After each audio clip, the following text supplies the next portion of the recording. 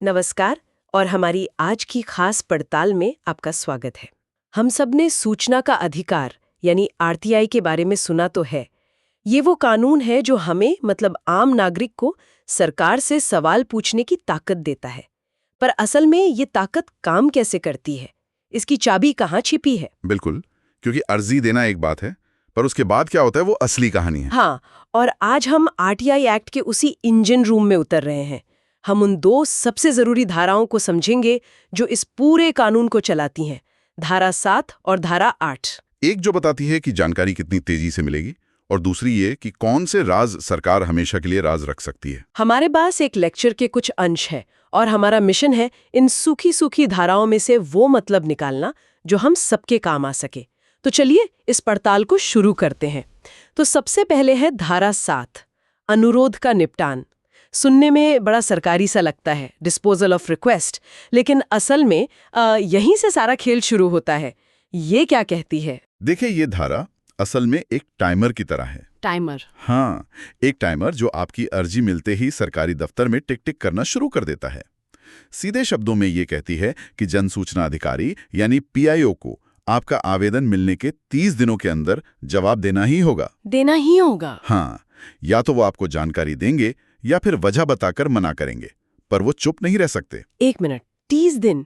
ये सुनने में तो ठीक लगता है, पर क्या ये वाकई में प्रैक्टिकल है? मेरा मतलब है, सरकारी दफ्तरों में तो फाइलें एक टेबल से दूसरे तक जाने में भी हफ्ते लग जाते हैं। आपका सवाल बहुत वाजिब है और कानून बनाने वाले ये बात जानते थे, इसीलिए उन्होंने इसमें कुछ बहुत सख्त नियम डाले हैं। लेकिन उससे भी पहले एक ऐसी बात है जो इस 30 दिन के नियम को भी तोड़ देती है। अच्छा, वो क्या है? वो है 48 घंटे का नियम। 48 घंटे? हाँ, इसी धारा 7 में एक खास हिस्सा है जिसे परंतु कहते हैं। आप इसे कानून का लेकिन या अगर वाला हिस्सा समझ सकते हैं। कानून कहता है 30 दिन, लेकिन अगर मामला किसी की जान या आज़ादी से जुड़ा हो तो जवाब सिर्फ 48 घंटों में देना होगा। ओह, 48 घंटे? ये तो बहुत तेज है। इसका कोई उदाहरण दे सकते हैं? मतलब ये कब काम आएगा? सोचिए, किसी को गैर कानूनी तरीके से हिरासत में रखा गया है और उसका परिवार जानना चाहता है कि वो कहाँ है, या फिर किसी मरीज को इमरजेंसी में इलाज के लिए अपने पुराने सरकारी अस्पताल के रिकॉर्ड्स चाहिए। सही बात है। ऐसी स्थिति में 30 दिन का इंतजार तो जानलेवा हो सकता है। ये 48 घंटे का नियम दिखाता है कि आरटीआई सिर्फ फाइलों का खेल नहीं है, ये लोगों की जान और आजादी से सीधे जुड़ा है। बिल्कुल। अच्छा, तो वापस 30 दिन वाले नियम पर आते हैं। मान लीजिए 30 दिन बीत गए, 31वां दिन आ गया और कोई जवाब नहीं आया, न हाँ न ना, तब क्या? हाँ, ये बहुत होता है। क्या हम मान लें कि हमारी अर्जी खो गई या कूड़ेदान में चली गई? यहीं पर कानून अपना असली जादू दिखाता है। धारा 7(2) में एक चीज है जिसे डीम्ड रिफ्यूजल कहते हैं। डीम्ड रिफ्यूजल मतलब मान लिया गया इनकार।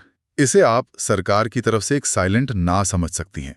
अगर 30 दिन तक कोई जवाब नहीं आया तो कानून कहता है कि आप ये मत सोचिए कि आपकी चिट्ठी खो गई, बल्कि ये मान लीजिए कि अधिकारी ने मना कर दिया है और अब गेंद आपके पाले में है। मतलब आप सीधे पहली अपील कर सकते हैं। आपको उनके ना कहने का इंतजार नहीं करना पड़ेगा। वाह, मतलब उनकी चुप्पी ही हमारा सबूत बन जाती है। बिल्कुल। अब बात करते हैं पैसों की। क्या जानकारी लेने में कुछ खर्चा भी आता है? हाँ, एक मामूली शुल्क होता है। धारा 7(3) कहती है कि अगर जानकारी देने में कुछ खर्चा है, जैसे फोटोकॉपी वगैरह, तो अधिकारी आपको उसका हिसाब भेजेंगे।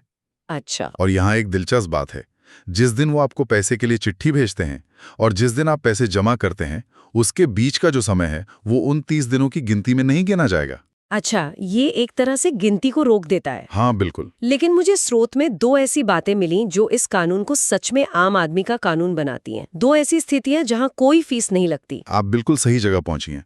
पहली शर्त धारा 7(5) के तहत, अगर आवेदक गरीबी रेखा से नीचे मतलब बीपीएल कार्ड धारक है तो उससे एक भी पैसा नहीं लिया जाएगा। एक भी पैसा नहीं? नहीं, जानकारी पूरी तरह से मुफ्त होगी। ये तो बहुत अच्छी बात है, पर क्या इसका गलत इस्तेमाल नहीं हो सकता? मतलब कोई भी किसी बीपीएल कार्ड धारक के नाम पर बड़ी बड़ी जानकारी मुफ्त में निकलवा सकता है? देखिए, ये एक चिंता का विषय हो सकता है, लेकिन कानून बनाने वालों ने शायद ये सोचा कि सूचना तक पहुंचने में पैसा रुकावट नहीं बनना चाहिए। उन्होंने ये जोखिम उठाया ताकि सबसे गरीब नागरिक भी सरकार से सवाल पूछ सके। और दूसरी शर्त क्या है? दूसरी शर्त तो और भी मजेदार है। धारा 7(6) के अनुसार अगर अधिकारी 30 दिन के अंदर जवाब देने में फेल हो जाता है, मतलब अगर वो 30 दिन की डेडलाइन मिस कर देता है, हाँ, तो फिर चाहे जानकारी देने में 1000 रुपये फनी खर्च क्यों ना आए, वो आवेदक को मुफ्त में देनी होगी। क्या बात है। मतलब देरी की सजा अधिकारी की जेब से नहीं पर विभाग के खजाने से चुकानी पड़ती है। हाँ बिल्कुल, ये अधिकारियों को समय पर काम करने के लिए मजबूर करने का एक शानदार तरीका है। ये सिर्फ एक नियम नहीं, एक औजार है। और इसी धारा में विकलांग व्यक्तियों की मदद करने और मांगी गई जानकारी को उसी फॉर्मेट में देने की भी बात है। और अगर वो मना करते हैं तो क्या वो बस एक लाइन में लिख सकते हैं कि जानकारी नहीं दे सकते? नहीं, ऐसा नहीं कर सकते। धारा 7-8 साफ कहती है कि अगर आपका अनुरोध अस्वीकार किया जाता है तो पीआईओ को 3 बातें बतानी होंगी। 3 बातें? हाँ, पहला, मना करने की वजह क्या है। दूसरा, आप इस फैसले के खिलाफ कितने दिन में अपील कर सकते हैं। और तीसरा, अपील कहाँ और किसके पास करनी है, ताकि पूरी प्रक्रिया पारदर्शी रहे। एग्जैक्टली। तो धारा 7 तो एक तरह से पूरा एक्शन प्लान है। ये बताती है कि सिस्टम कैसे चलेगा, कब चलेगा और अगर नहीं चला तो क्या होगा। बिल्कुल। लेकिन अब उस सवाल पर आते हैं जो शायद सबसे बड़ा है। क्या कुछ ऐसी जानकारियां हैं जो सरकार पैसे लेकर भी नहीं दे सकती? क्या कुछ सवाल पूछना ही मना है? आपने बिल्कुल सही नौस पकड़ी है। और यहीं पर इस कहानी का दूसरा और शायद सबसे ज्यादा बहस वाला हिस्सा आता है। धारा 8, सूचना के प्रकटीकरण से छूट। अच्छा, एग्जेम्पशन फ्रॉम डिस्क्लोजर।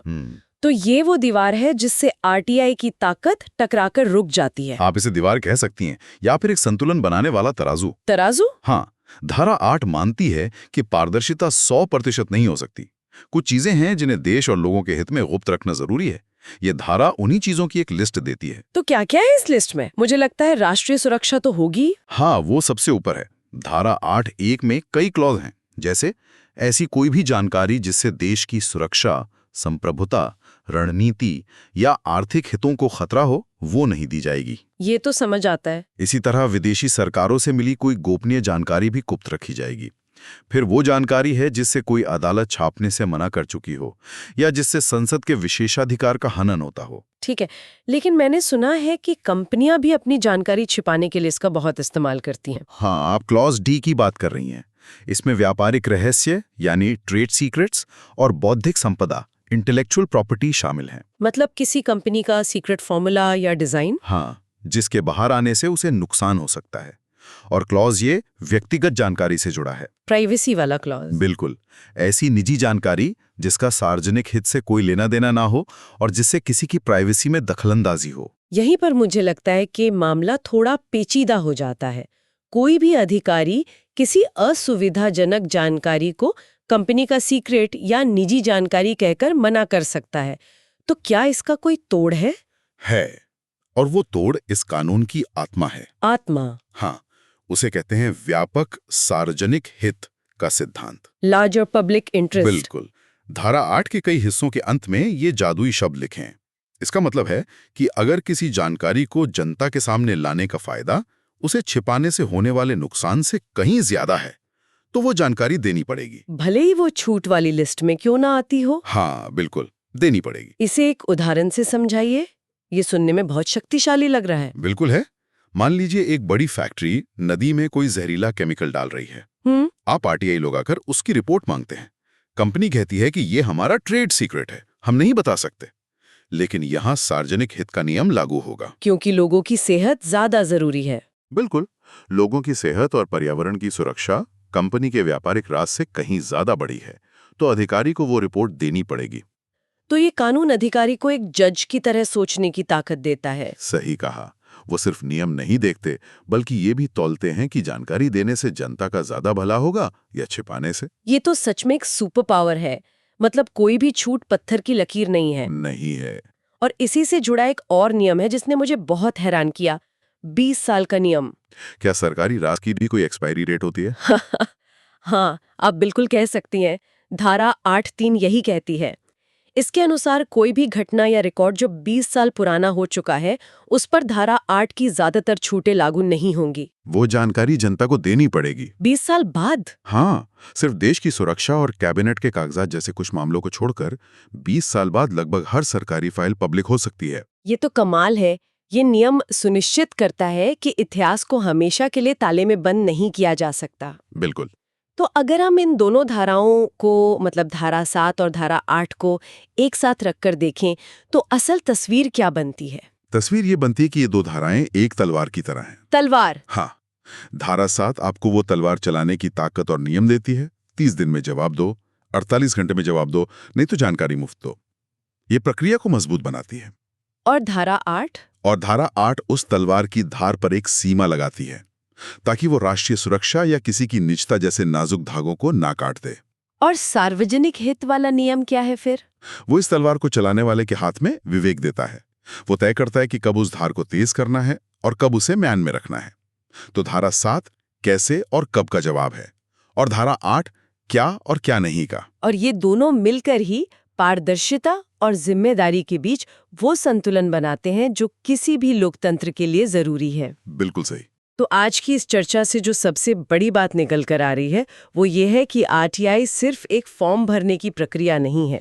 धारा 7 हमें समय पर जवाब पाने का एक मजबूत अधिकार देती है, जिसमें देरी करने पर सजा का भी प्रावधान है। और धारा 8 हमें बताती है कि इस अधिकार की भी सीमाएं हैं, ताकि पारदर्शिता के नाम पर देश को कोई नुकसान ना हो। लेकिन सार्वजनिक हित और 20 साल के नियम जैसे सुरक्षा वॉल्व ये पक्का करते हैं कि गोपनीयता की आड़ में कोई अपनी जवाबदेही से हमेशा के लिए बच नहीं सकता। बिल्कुल। और अंत में हमारे सुनने वालों के लिए एक सवाल छोड़ जाते हैं। हमने देखा कि सार्वजनिक हित का सिद्धांत एक बहुत बड़ी ताकत है जो एक सरकारी अधिकारी के हाथों में होती है।